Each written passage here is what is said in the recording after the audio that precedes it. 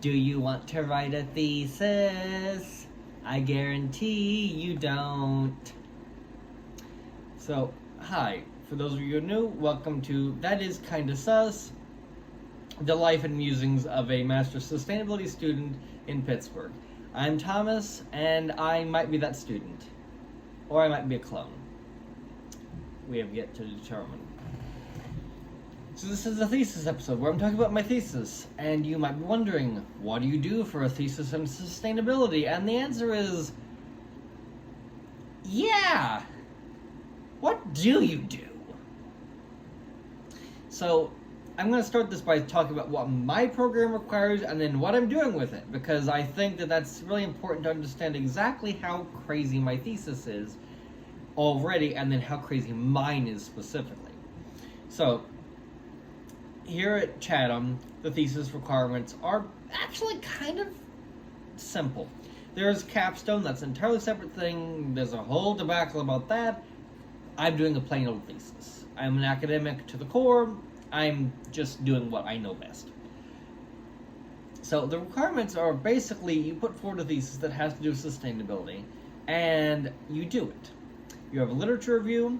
You relate it to the United Nations Sustainable Development Goals, which are a thing. They're out there. They're really important, but they can be really tricky to connect to a lot of things because they look at very specific points, and there's issues that can occur from them. At least I've been told. I haven't looked into it yet. That's for this fall. So that's what the requirements are, and it just has to be sustainability focused. You can go very wide and broad with this. So naturally, being myself, being crazy, I went to the edge of what I could do. And there's a reason for this. So my thesis is on a systems analysis of the queer community of Pittsburgh, because the future is queer. And you might be asking, what is this? Well, let me explain the premise and then why I'm doing this and why I'm doing a sustainability program, because those could be actually really helpful to understand. So the premise is Pittsburgh seems to have a decently thriving queer community here. It's not perfect, it's not great, but it seems to be doing fairly well. There's a lot of resources available, and it seems like things have been able to hold together fairly well, but there's a shifting mix of things that are happening, and I really want to spend this summer doing at least as much as I can, spend my thesis, and especially this summer, doing a snapshot of what the system is like, how things are interrelated, and keyly, the key point here, how people access resources. Because I see drag shows that are for that are going to be raising money for something, or I see a drag show that is helping another drag queen. I see people showing up at events, and it's like, oh, show up to this event, get tested for STIs, get a free drink voucher, so on and so forth. And I really want to know, how does this work in Pittsburgh? What is it that's doing this? Now, the reason why is because I'm doing sustainability.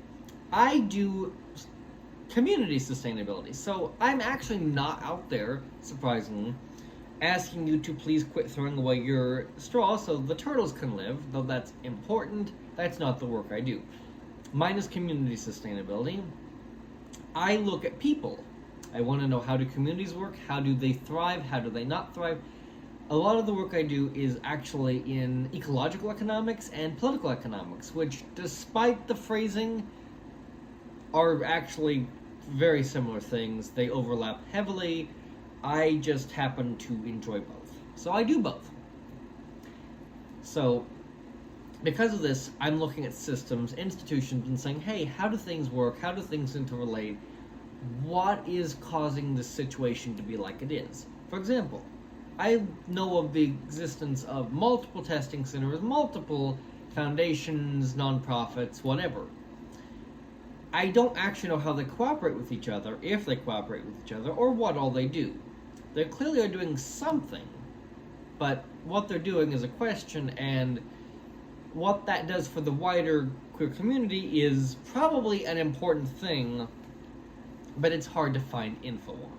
So I'm going to create that info. Systems analysis is actually something that Chatham really focuses on heavily, and since I came into this program with a background in what I call institutional analysis, which is the Bloomington School of Political Economics, Eleanor Ostrom and her 2009 Nobel Prize in Economics, that is what I am familiar with. That is like my bread and butter. Like, that is the stuff I love.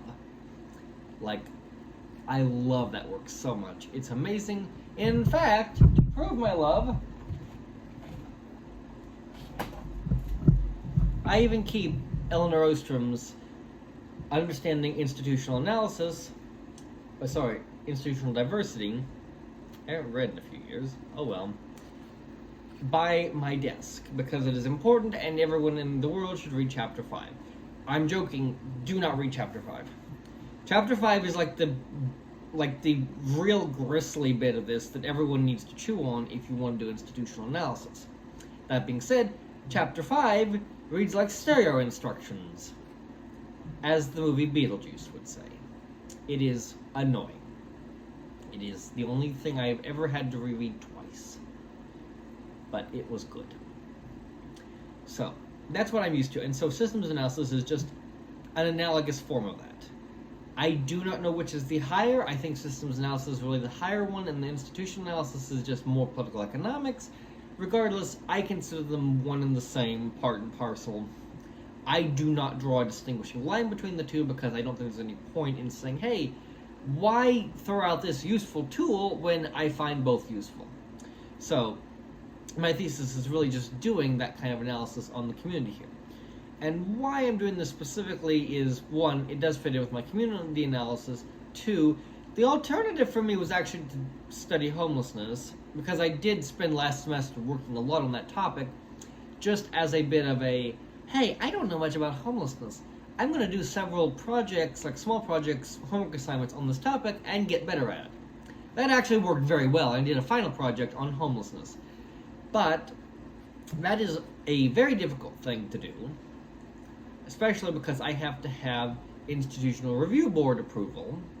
For my thesis, I'm avoiding that heavily by just doing a systems analysis that does not require me to interview individuals, just people who run nonprofits, testing centers, government officials, so on and so forth. Those are all very low-risk people. I can do that analysis very easily, and I can still get enough out of it to say, hey, I can publish this as my thesis, this will be great, and in the future, someone can look back on my work and go, hey, we have information about that time period, or someone next year could say, hey, I really want to carry on that work, or that would be useful to understand the community here. So, also, as the shirt might suggest, I have a personal interest in the gay community here. Part of why I chose this was also because I have been to so much. I have the drag schedule memorized pretty much. I know when the events are happening, and so for me, this was just a way to use both sides of my life, academic and outside of academic, that really never mesh for me, and say, hey, one paper you're going to mesh together. I will force it, and I am forcing it. So, that is where my thesis is going. We'll see how it goes. I am just in the process of putting everything in, but that's what my thesis is going to be, and so far it looks really good. My thesis committee is actually kind of weird. My thesis chair has a really strong background in systems analysis, so she's really the person I'm going to be leaning on the most. I have a stand-in currently because one of the other people who has spent, I think, 30-some years working in the Pittsburgh community as a lawyer had to step off my thesis committee due to health concerns, which I totally understand, and I appreciate and I wish him well. But that threw a wrench in things, so currently my academic advisor is standing in for it. My academic advisor studies fish.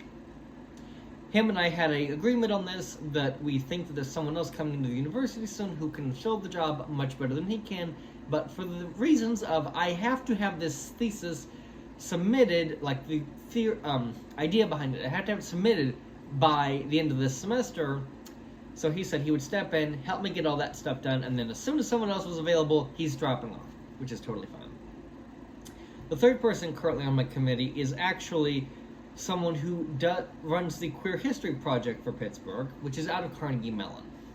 So one of the people who runs that, I emailed them and was like, hey, would you like to be on my thesis committee? It's very low commitment. I only need to interact with you a few times. Like, the approval process, the thesis defense are the only 2 times I really have to actively communicate with them.